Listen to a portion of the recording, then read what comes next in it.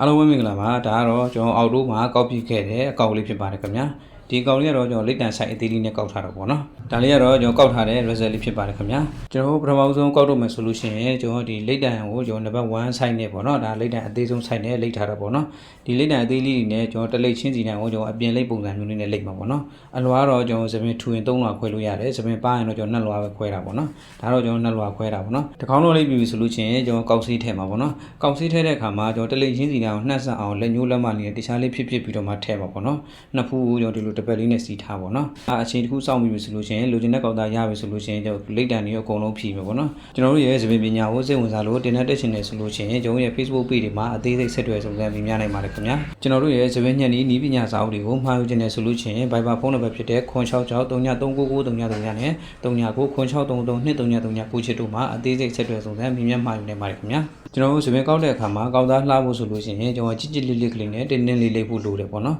အကုန်လုံးပြီးသွားပြီဆိုလို့ကျွန်တော်ခေါင်းချော်မှာပေါ့နော်ခေါင်းချော်တဲ့အခါမှာချမ်ပူထည့်ပြီးတော့ချော်လို့လည်းရတယ်စံသားကောင်းကျင်နေဆိုရင်ပေါင်းစည်းတွေပါထည့်ပြီးတော့မှချော်လို့ရတယ်ပေါ့နော်ဒါတော့ကျွန်တော်ထွက်လာတဲ့ကောင်တာ result လေးဖြစ်ပါတယ်ခင်ဗျာကျွန်တော်ရဲ့ဗီဒီယိုဖိုင်လေးကနေမိတ်ဆွေတွေအကျိုးရှိမယ်လို့ယုံကြည်ပါတယ်ခင်ဗျာအားလုံးကိုကျေးဇူးတင်ပါတယ်နောက်ဗီဒီယိုဖိုင်တွေမှာပြန်လည်ဆုံတွေ့ကြမယ်နော်